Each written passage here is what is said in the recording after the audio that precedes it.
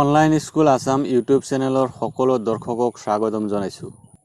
আজি আমি Assam direct recruitment 2022 grade 3 আৰু গ্ৰেড 4ৰ পৰীক্ষাত mental ability and logical reasoning কেনেকৈ কৰিব তাৰ কিছুমান শ্বৰ্টকাট ট্ৰিক্সৰ বিষয়ে আলোচনা কৰিম। ক্লাছটো সেইসকল প্ৰাৰ্থীৰ বাবে যিসকলে আসাম ডাইৰেক্ট ৰিক্ৰুটমেণ্ট 2022 গ্ৰেড 3 আৰু গ্ৰেড 4ৰ এক্সাম দিম বুলি ভাবিছে। এই ক্লাছটো আপোনালোকে সম্পূৰ্ণকৈ মনোযোগ সহকাৰে চাব, কাৰণ আমি ইয়াত প্ৰতিটো বিষয়ৰ কনসেপ্ট ক্লিয়াৰ কৰিবলৈ চেষ্টা কৰিছোঁ। যিজন শিক্ষকে আপোনালোকক ক্লাছটো কৰিব তেখেত এজন engineer with master degree holder, লগতে তেওঁ 4-5 বছৰ কোচিঙৰ লগত জড়িত আছিল। আহক আমি ক্লাছটো কৰোঁ আহক। ভিডিঅ'টো ভাল লাগিলে নিশ্চয় ছাবস্ক্ৰাইব কৰি কাষতে থকা বেল আইকন টিপি অল নটিফিকেশ্যন কৰিব, তেতিয়াহে আমাৰ নেক্সট ভিডিঅ'টো আপোনালোকে চাব পাৰিব। সো এইটো আমাৰ লজিক্যাল ৰিজনিঙৰ 3rd নম্বৰ ক্লাছ হয়। আমি ইয়াত কি পঢ়িম? কোডিং এণ্ড ডিকোডিং পঢ়িম। সো এইবিলাক বহুত ইম্পৰ্টেণ্ট কুৱেশ্যন। কোডিং ডিকোডিং আপোনালোকৰ এলফাবেট কোডিং ডিকোডিং আহিব পাৰে, নাম্বাৰৰ কোডিং ডিকোডিং আহিব পাৰে, দুটা মিক্স কৰি দিব পাৰে, যিটো আমি লাষ্ট ক্লাছত পালোঁ আলফা নিউমেৰিক সিৰিজ, সেনেকৈ দিব পাৰে। সো কোডিং ডিকোডিঙৰ আমাৰ ইম্পৰ্টেণ্ট 5 টাইপ অফ কুৱেশ্যন কৰিম। সেইটোৰ ভিতৰতে কুৱেশ্যন কেইটা আহিব, ঠিক আছে। আমি এভৰি টাইপ অফ কুৱেশ্যন এটা কৰিম। আপোনালোকে প্ৰেক্টিছ, যেতিয়া আমি মক টেষ্ট দিম, মক টেষ্ট পেপাৰ দিম, তেতিয়া আপোনালোকে প্ৰেক্টিছ কৰিব পাৰিব এইটোৰ ওপৰত। চ' আমি কোডিং ডিকোডিং কৰিবৰ কাৰণে আমি ফাৰ্ষ্ট ABCD লিখি ল'লোঁ, এইটোত তাত ৰিভাৰ্চত লিখিলোঁ, আৰু এইটোৰ পজিশ্যনটো কোনটো আমি সেইটো লিখি ল'লোঁ, আৰু ৰিভাৰ্চৰ পজিশ্যন কোনটো আমি সেইটো লিখি ল'লোঁ। এইটো আপোনালোকৰ আগৰ ক্লাছত কৈছিলোঁ, যিটো এলফাবেট চিৰিজ আছিল, তাত আপোনালোকে ৰাফত লিখি ল'ব, এইটো সহজ হ'ব আপোনালোক কেলকুলেশ্যন কৰোঁতে বা এইবিলাক অংক কৰোঁতে। চ' আমি ফাৰ্ষ্ট কুৱেশ্যন লৈ আহোঁ যে যিকোনো এটা ভাষাত ক্লাৰ্ক শব্দটো কেনেকৈ লিখিছে? XOVIP। তেনেহ'লে আপোনালোকে কি ক'ব লাগে যে জব শব্দটো কেনেকৈ লিখিব? ঠিক আছে, এই বস্তুটো চাওক। আপোনালোকে যদি এইটো চিৰিজটো চাওক, C আৰু X চাব, C ক'ত আছে? C X। L টো কাৰ লগত মিলাইছে? L টো অৰ লগত মিলাইছে, মানে ইটো ৰিভাৰ্চ ৱাৰ্ডৰ লগত মিলাইছে। ৰিভাৰ্চ ৱাৰ্ড, যিটো ৰিভাৰ্চ আমি এলফাবেট চিৰিজ যিটো ৰিভাৰ্চ কৈ লিখোঁ, সেইটোৰ লগত মিলাইছে। ইটো চাব, ইটো কাৰ লগত মিলাইছে? ই ভিৰ লগত। তো চিম্পল ভিৰ লগত। আমি চিম্পল কি পেটাৰ্ণটো কি গম পালোঁ যে ৰিভাৰ্চ ৱাৰ্ডৰ লগত মিলাইছে। চ' চিম্পল আপোনালোকৰ এনচাৰটো কি হ'ব? জেৰ লগত কি? কিউ। অ'ৰ লগত কি আছে? Reverse ward L. বিৰ লগত ৰিভাৰ্চ এলফাবেটটো কি আছে? Y। চ' আপোনাৰ এনচাৰটো কি হ'ব? QLY। এইটো যিটো অপশ্যনটো থাকিব সেইটো আপোনালোকে ক্লিক কৰিব। ঠিক আছে, আমি ছেকেণ্ড প্ৰশ্নলৈ আহোঁ। ছেকেণ্ড প্ৰশ্নত কি দিছে যে কিবা এটা ভাষাত 1ৰ মিনিং হ'ল A, 2ৰ মিনিং হ'ল B, ঠিক আছে, 3ৰ মিনিং হ'ল C। তেনেহ'লে আপোনালোকে ক'ব লাগে যে ফ্লাৱাৰ লিখিলে সেইটো ভাষাত কেনেকৈ লিখিব পাৰি আমি। চ' চিম্পল আপোনালোকে চাইছে, সিহঁতে দি দিছে যে 1 এৰ পজিশ্যনটো 1 হয়, এৰ পজিশ্যনটো 1 হয়, বিৰ পজিশ্যনটো 2 হয়, C। তেনেহ'লে আপোনালোকে গম পালে যে এইটো পজিশ্যনটো দিছে। সেই কোডেল লেংগুৱেজ আপোনালোকে মানে ABCDৰ কি পজিশ্যন হিচাপে সিহঁতক লিখে। তেনেহ'লে ফ্লাৱাৰটো কেনেকৈ লিখিব? চিম্পল ভাষা। F টো কোনটো পজিশ্যন আছে? 6 নম্বৰ পজিশ্যনত। L টো কোনটো পজিশ্যনত আছে? 12 নম্বৰ পজিশ্যনত। O টো কোনটো পজিশ্যনত আছে? O টো 15 নম্বৰ পজিশ্যনত। W টো কোনটো পজিশ্যনত আছে? 23 নম্বৰ পজিশ্যনত। E টো কোনটো পজিশ্যনত আছে? E টো চাব, E টো কোনটো পজিশ্যনত আছে? 5 নম্বৰ। R টো কোনটো পজিশ্যনত আছে? R টো 18 পজিশ্যন। তেনেহ'লে আপোনাৰ এনচাৰটো কি হ'ব? C এনেকৈ হ'ব এনচাৰটো। আপোনালোকে 3rd নম্বৰ কুৱেশ্যনটো চাইছে। এনেকুৱা কুৱেশ্যন আমি 2-3টা কৰিম, ঠিক আছে। কুৱেশ্যনটো অলপ টাইম কনজিউমিং হয়, আপোনালোকে টাইম কনজিউমিং হয়, কিন্তু এটা টেকনিক আছে, সহজ টেকনিক মই বুজাই দিম, বহুত কম টাইমত আপোনালোকে কৰিব পাৰিব। এইটো বহুত আহে, ঠিক আছে।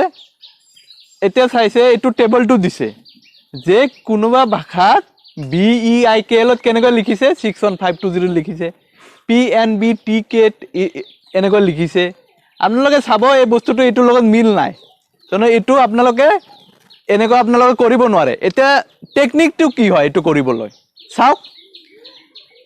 আপোনালোকৰ কি লাগে আমাৰ BIKE লাগে আমি বিৰ কোড লাগে আইৰ কোড লাগে এটো কোড কেনেকৈ ওলাম চাওক ফাৰ্ষ্টৰ দুটা আপোনালোকে চাব এই দুটাত কি কমন আছে বি কমন আছে না নাই আছে ইটোৰ পৰা ইটো বি কমন আছে এতিয়া আপোনালোকে চাব যে ইটোৰ পৰা ইটো কেও কমন আছে এতে নাম্বাৰ দুটাৰ পৰা ইটো বি কমন আছে ইয়াতো বি কমন আছে ইয়াতো বি কমন আছে তিনটা বি কমন আছে এতিয়া এই তিনটাৰ পৰা কি নাম্বাৰ কমন আছে হেতু ওলাই লব এই তিনটাৰ পৰা কি নাম্বাৰ কমন আছে 5 5 5 কমন এই দুটা এই তিনটাৰ পৰা কি কমন আছে 5 তেনেহলে আমি কি গম পালো বিৰ কোড হয় 5 তেনেহলে 5 টু B2 টু কাটা দিব আৰু ইফালে 5 টু কাটিব ঠিক আছে এতিয়া I2 উলাতে অলপ টাইম লব কিন্তু তাৰ আগত আমি কি উলাম K2 উলাম কে চাওক এই তিনটাৰ মাজত ইটো আৰু ইটোৰ মাজত কি কমন আছে K কমন আছে K কমন আছে এই তিনটাৰ মাজত কি নাম্বাৰ কমন আছে চাব 6 6 6 সো K এর পজিশনটো আমি কি পালো 6 ঠিক আছে এতিয়া আমি 6 টু কাটা দিও 6 এতিয়া আমি কি উলাব লাগে I2 উলাব লাগে ঠিক আছে I2 উলাব লাগে এই দুটাৰ মাজত কি কমন আছে চাব I এৰ পজিশন I এৰ কোড টু উলাম এই দুটাৰ মাজত কি কমন আছে 6 টু কাটা গল 6 তো হবই নোৱাৰে তেনেহলে কি হ'ব 2 হ'ব তেনেহলে I এর মিনিং টু হল কি 2 তেনেহলে কি হ'ব 5 2 6 এতিয়া আমি লাষ্টত কি উলাব লাগে ই উলাব লাগে ঠিক আছে ই কত কমন আছে চাওক ইটো ইয়াত কমন আছে ঠিক আছে ই ইয়াত কমন আছে ঠিক আছে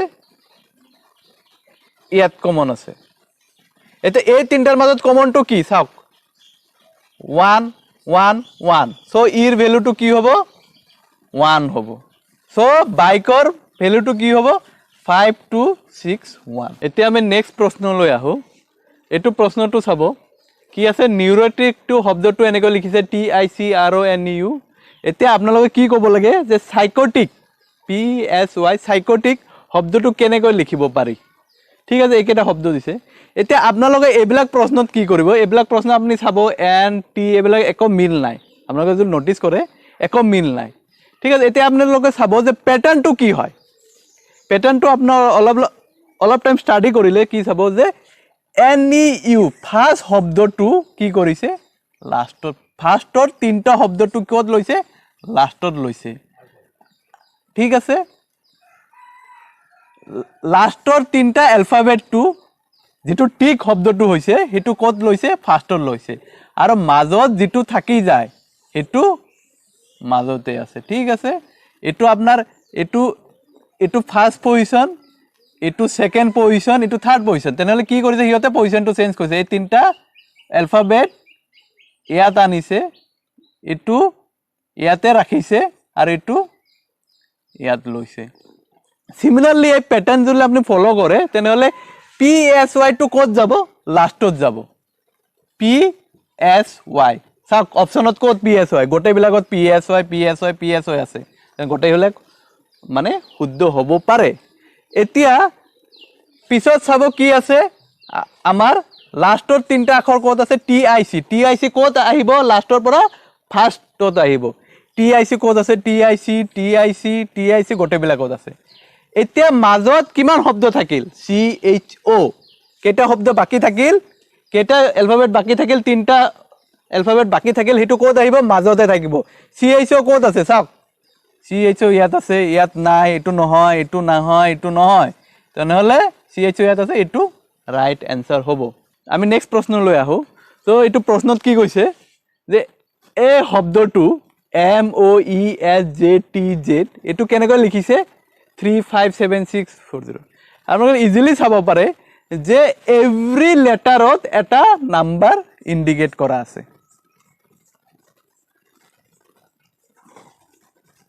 এভৰি লেটাৰত এটা নাম্বাৰ দিয়া আছে সো সিম্পলি সিহঁতে কৈছে যে ই ষ্ট'ৰ আপোনালোকে কেনেকৈ অপশ্যন দিয়া থাকিব ঠিক আছে ই ইয়াৰ পৰা চাওক ইটো আছে না নাই ইটো আছে সিম্পল ইটো কি হ'ব 7 হ'ব এ আছে না নাই সিম্পল এ টু 6 হ'ব এছ আছে না নাই আছে টি টু কি হ'ব 4 হ'ব তেনেহ'লে আপোনাৰ অপশ্যনত যেটো এ টু 6 7624 থাকিলে হেতু শুদ্ধ উত্তৰটো হ'ব ঠিক আছে আমি কোডিং ডিকোডিংৰ লাষ্ট কোশ্চেন লৈ আহো সো লাষ্ট কোশ্চেনত কি দিছে এনেকুৱা বহুত টাইপৰ কোশ্চেন আহে ঠিক আছে আপোনালোক কি যে মাদাৰ অলৱেজ লাভেবল হেতুৰ কোড হল কি এটা ল্যাঙ্গুৱেজত 157 তাৰ পিছত যে অলৱেজ হ্যাপি ফিউচাৰ কোড কি দিছে 619 তাৰ পিছত দিছে মাদাৰ্স ভেৰি হ্যাপি 952 আমি অলৰেডি থাৰ্ড নম্বৰ প্ৰশ্ন এনেকৈ কৰিছো কিন্তু ইয়াত বস্তুটো সেম টেকনিক হয় যে আমি কমনটো চাব লাগে যে দুটা শব্দৰ মাজত বা দুটা ইয়ৰ মাজত কমন কোনটো আছে কিন্তু আমাৰ লগৰ কি লাগে হিয়তে কি খুজিছে ফিউচাৰটো লাগে এটা আপোনালোকে চাব ফিউচাৰটো কমন আছে নেকি ফিউচাৰটো অকল ইয়াত আমি পাইছো কিন্তু ক'তবা কমন আছে নেকি ক'তো কমন নাই তেনে টেকনিকটো কি আমি কমন উলাইখিনি কাটি কাটি আমি ফিউচাৰটো উলাব লাগিব ঠিক আছে আমি কেনেকৈ কৰিম এটো বস্তুটো চাওক ফাৰ্স্ট দুটাত এটো আৰু এটোত কমন কি আছে অলৱেজ টু কমন হয় ঠিক আছে তেনেহ'লে কোনটো নাম্বাৰ কমন হয় 1 টু কমন হয় 1 টু কাটি দিলো আমি 1 টু আমি কাটি দিলো নেক্সট চাব তথাপিও ফিচাৰটো নোলাই কিয় কি দুটা নাম্বাৰ ইয়াত আছে ইয়াতো দুটা নাম্বাৰ আছে যিকোনো দুটা নাম্বাৰৰ পৰা এটা হ'ব পাৰে 6 বা 9 হ'ব পাৰে ফিচাৰৰ মিনিং এতিয়া চাওক এই দুটাৰ মাজত কমন কি আছে এই দুটাৰ মাজত কমন কি আছে কমন আছে নেকি এই দুটা হ্যাপি কমন আছে এই দুটাৰ মাজত ঠিক আছে এই দুটাৰ মাজত কি কমন আছে হ্যাপি তেনেহলে কমন ডিজিটটো কি হয় 9 হয় 9 আমি কাটি দিব পাৰো তেনেহলে ইয়াত কি বাকি থাকিল অলৱেজও কাটি গল হ্যাপিও কাটি গল কি বাকি থাকিল ফিউচাৰটো বাকি থাকিল তেনে ফিউচাৰৰ কোডটো কি হ'ব 6 কোড আছে বি অপচনত তেনেহলে এটো ৰাইট আনসাৰ হয় আমি যিমান 6টা প্ৰশ্ন কৰিলো আমি ডিফাৰেন্ট টাইপৰ প্ৰশ্ন কৰিলো আমি এটো আপোনালোকে এটো প্ৰেক্টিস কৰিব পাৰিব আমি এটো লজিক্যাল ৰিজনিং আমি সিৰিজ দিম সিৰিজৰ পিছত আমি মক টেস্ট দিম এই মক টেস্ট আপোনালোকে অ্যাটেম্প কৰিব তাত বহুত কেটা প্ৰশ্ন এনেকুৱা থাকিব আপোনালোকে অ্যাটেম্প কৰিব পাৰিব সো আপোনালোকে সাবস্ক্ৰাইব কৰিব এটো চেনেল যেতিয়া নতুন ভিডিও দিম তেনেহলে আপোনালোকে ভিডিওটো হনকালে ফাৰ্স্টত আপোনালোকে পাব সেই কাৰণে বেল নটিফিকেশনটো ই কৰি ৰাখিব